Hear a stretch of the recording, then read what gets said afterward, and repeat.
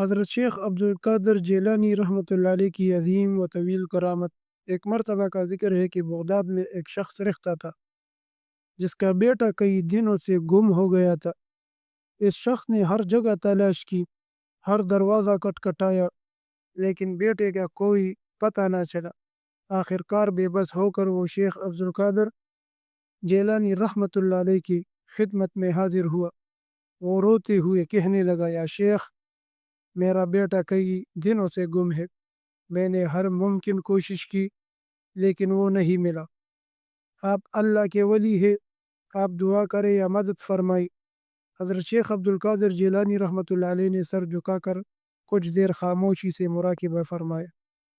پھر آپ نے سر اٹھایا اور فرمایا، فکر نہ کرو، تمہارا بیٹا زندہ ہے۔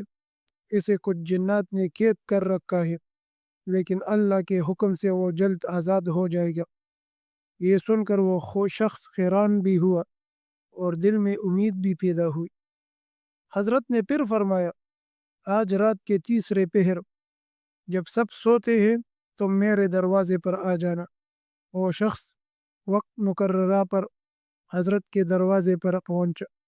حضرت نے اسے اپنے ساتھ ایک خاص کمرے میں لے جا کر دروازہ بند کر لیا۔ پھر آپ نے آسمان کی طرف دیکھا، کچھ کلمات پڑھے اور اچانک فضا میں ایک لرزہ سا پیدا ہو گیا۔ کچھ ہی لمحوں میں کمرے میں ایک ہیبت ناک آواز گونجی۔ دیکھتی ہی دیکھتے چند جنات کی صورت ظاہر ہو گئی جو خوف سے کانپ رہے تھے۔ حضرت نے سخت لہجے میں فرمایا، میرے مرید کی بیٹے کو فوراً حاضر کرو ورنہ تم پر اللہ کا قہر نازل ہوگا۔ جنات نے کانپتے ہوئے معافی مانگی اور کہا، یا شیخ، ہم نے نادانی میں اسے پکڑ لیا تھا، ابھی حاضر کرتے ہیں۔ چند لمحے بعد وہ لڑکا بھی کمرے میں لا کر کھڑا کیا گیا۔ وہ بہت کمزور ہو چکا تھا لیکن زندہ تھا۔ والد نے خوشی سے بیٹے کو گلے لگا لیا، آنکھوں میں خوشی اور آنسو دونوں ابھر آئے۔ حضرت عبدالقادر جیلانی رحمۃ اللہ علیہ نے جنات کو تنبیہ کی اور انہیں قسم دی کہ آئندہ کبھی کسی مسلمان کو تکلیف نقصان نہ پہنچائے۔ جنات نے وعدہ کیا اور لرزتے ہوئے واپس چلے گئے۔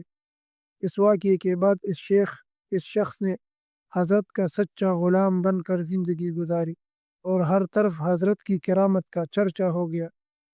بغداد کے لوگ مزید عقیدت اور محبت سے حضرت کے آستانے پر جڑنے لگے۔